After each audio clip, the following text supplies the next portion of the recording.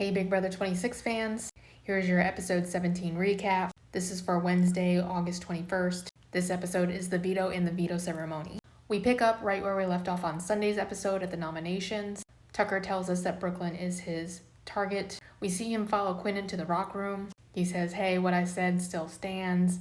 You're just a pawn. You're not my real target. Quinn obviously doesn't believe him, but doesn't say that to Tucker. We see Chemo and Tucker in the HOH room. Chemo breaks down the large alliance, which was the collective, then tells Tucker there's a smaller alliance in that called the Pentagon. He names all the players in each group. He says, you can't really say anything though because you blew up information I told you before. Quinn is the one who told me all this info, so we can trust Quinn. As this is going on, Quinn tells Brooklyn, hey, Tucker told me not to say anything, but I'm actually the pawn. And Brooklyn's like, wait, he told me I'm the pawn, and he told Cam he's the pawn. So they agree that someone is being lied to. We then jump into picking veto players, and Mackenzie and Joseph were picked. We then see Brooklyn talk to Tucker. She is mad about this whole pawn thing. So she's like, hey, just so you know, Quinn told me that he's a pawn and I'm probably your real target. Tucker is annoyed. He put an olive branch out for Quinn and Quinn snapped it. We go outside for the veto competition and find out we are playing hide and go veto. It's been quite a few seasons since we've seen this game. The object of the game is hide and seek. Each player is given a memory card.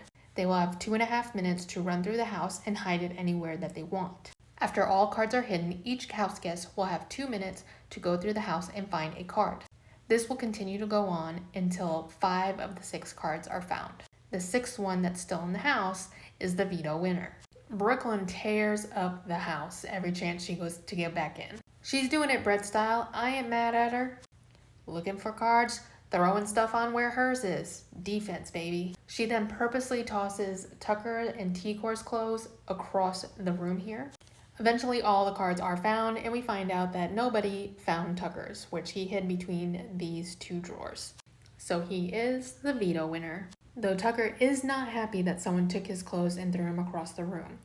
His gut reaction is to say that Quinn did it, and he even calls Quinn out on it, which Quinn denies. Later on, Quinn and Tucker do have a conversation. Quinn comes clean to Tucker and tells him, hey, just so you know, I told Brooklyn that I'm a pawn and that she's probably the real target. Tucker appreciates the honesty and he's like, hey, I gotta ask you another question. I need you to be honest with me. Did you throw my clothes across the room? And Quinn says, I promise you that was not me. Which was probably part of her plan. It took some heat off her back. Just for a minute though. At the veto ceremony, Tucker starts by saying, yo, we're going to start off on a clean slate. There's this group called the Collective. These are all the people in it. And a smaller group in that is the Pentagon, and that's all these people in it. He then gives Quinn the veto and nominates Chelsea to replace him. He says he did this because it came to his attention that Brooklyn and Chelsea are actually running both of those alliances, therefore running the house. We have a live show tomorrow where we have the AI arena and we will have a live vote. Who are you hoping to see go home tomorrow? Leave me a comment.